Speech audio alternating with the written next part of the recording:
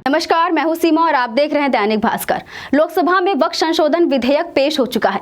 विधेयक के पक्ष में 288 वोट पड़े हैं, जबकि बिल के विरोध में 232 वोट पड़े हैं। आज इस बिल को राज्यसभा में पेश किया जाएगा। दैनिक भास्कर के संवाददाता विशन आर्या ने टीएमसी प्रमुख डॉक्टर सैयद इंतकाम आलम और आम नागरिकों से वक्फ बिल पर बातचीत कर उनकी राय ली। देखिए दैनिक भास्कर से विशन आर्या की ये रिपोर्ट। नमस्कार, मेरा नाम है बिशन और आप देखना शुरू कर चुके हैं दैनिक भास्कर डिजिटल। आज पूरे देश में एक सड़क से लेकर संसद तक एक आवाज़ आती रही। वो आवाज़ थी वक्फ संशोधन बिल। इन सारी बातों की चर्चाओं के लिए हमारे साथ इस वक्त मौजूद हैं टीएमसी प्रमुख डॉक्टर सैयद इंतकाम आलम। उनसे हम जानेंगे वक्फ बोर्ड को लेके जिस तरह से देश में आज जो घमासान मचा रहा है पूरे संसद भवन में, तो उसको कैसे मुस्लिम समाज देख रहा है। तो इन्हीं सारी बातों को लेके चर्चा करते हैं सैयद इंतकाम आलम से। आइए बात करते हैं।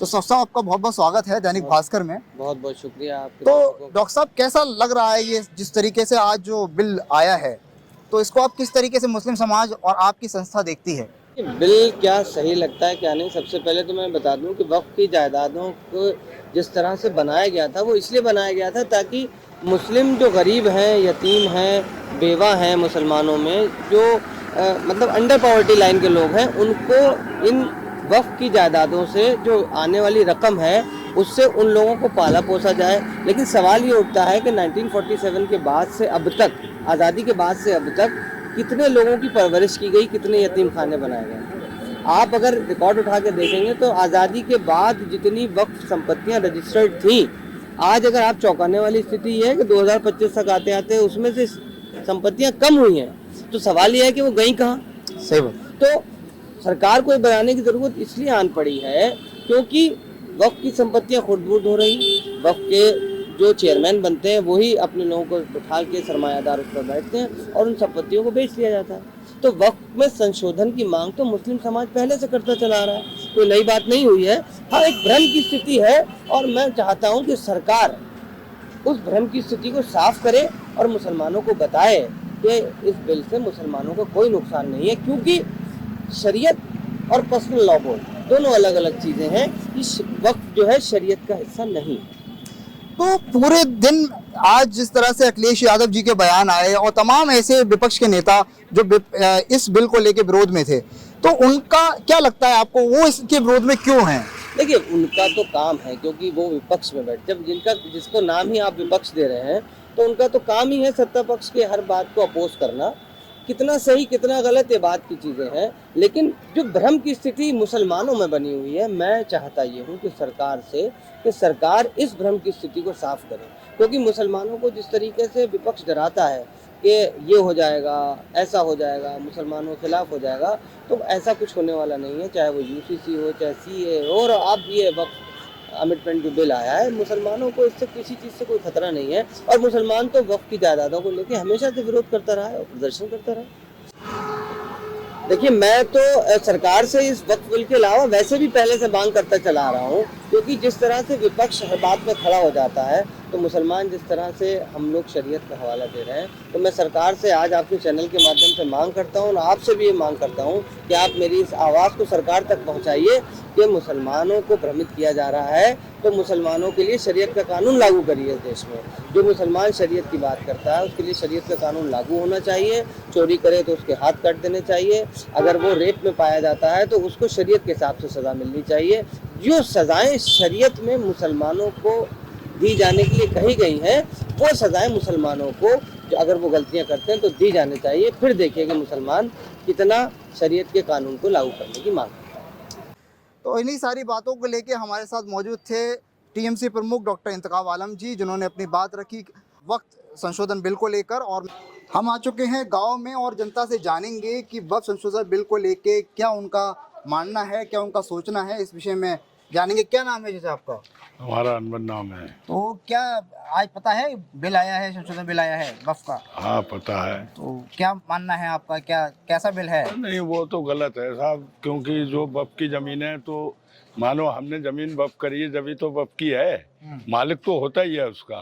ओवरऑल वो एक धर्म के उस पे वक्फ करी जाती है। अच्छा, हाँ। और भी युवा साथी हमारे साथ मौजूद हैं क्या नाम है आपका? टोनी नाम है मेरा। टोनी नाम। टोनी भाई ये बताइए, आज जो बिल संसद भवन में आया है, जी। जो वक्फ को लेके संशोधन अमेंडमेंट बिल आया है, इसको लेके क्या आपका मानना है? कैसा बिल है? ये बिल मुसलमानों के हक में बता रहे हैं, लेकिन मुझे तो लग नहीं रहा ये मुसलमान के हक में है ये बिल। अच्छा।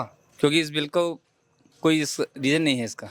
क्योंकि वक्फ की ज़मीनें वो होती हैं, हम लोग वक्फ करते हैं, ठीक है। तो वक्फ की ज़मीन तो हमारी हुई ना, तो उस पर सरकार का तो कोई हक है नहीं। ठीक है। अब सरकार उसमें बिल लाकर वो अपना हक जताना चाह रही है। हाँ, ये बताइए वक्फ को लेके कुछ जानकारी है आज जो बिल आया है? जो वक्फ की जमीन है ये तो मुसलमानों की बाप दादाओं की जमीन है वक्फ की। अच्छा। हाँ, तो इधर कैसा- गवर्नमेंट ये का बिल क्या कैसा मतलब है? है? बिल तो खतरनाक है, ये तो बिल बेकार है। बिल ये तो खतरनाक जमीन है? हाँ। अच्छा। अच्छा, क्या नाम है चाचा? और भी लोग बैठे हुए हैं यहाँ पे दुकान पे। क्या नाम है भाई साहब का? मेरा नाम मोहम्मद फारूक है। फारूक साहब, ये बिल जो आया है इसकी जानकारी है कुछ? जानकारी क्या, ये बिल तो गलत है, सब गलत बिल है? बिल्कुल गलत है। ये तो कोई किसी की जमीन जायदाद नहीं है, ये तो भाई हमारे बाप दादा इलाही का वक्फ की हुई जमीन है। मस्जिद और मदरसों में जमीन कोई किसी कर्जे की नहीं होती है, ये सब वक्फ की हुई होती है। सरकार तो कह रही है कि हम जो मस्जिदों और मदरसों की जो रजिस्टर्ड जमीन है उनको हम बिल्कुल भी नहीं छुएंगे। रजिस्ट्रेट पहले के वक्त में कहाँ से रजिस्ट्रेट था? कहाँ रजिस्ट्रेट था? लोग ऐसे वक्फ कर दिया करते थे। अच्छा। तो भाई उसका कौन सा रजिस्ट्रेट होगा? कैसा बिल है ये? मतलब सही ये है? इधर बिल्कुल खराब है। सारी जमीन हड़पन के चक्कर में लगी सरकार, सब कुछ हड़पने के चक्कर में। सब कुछ। हमारे साथ में लखनऊ यूनिवर्सिटी से लॉ में प्रोफेसर हैं सर, हमारे साथ मौजूद हैं, उनसे जानेंगे आज के बिल के बारे में। कैसे हैं आप सर? बहुत अच्छे। तो ये आज जो बिल आया है इसको किस तरीके से देख रहे हैं आप?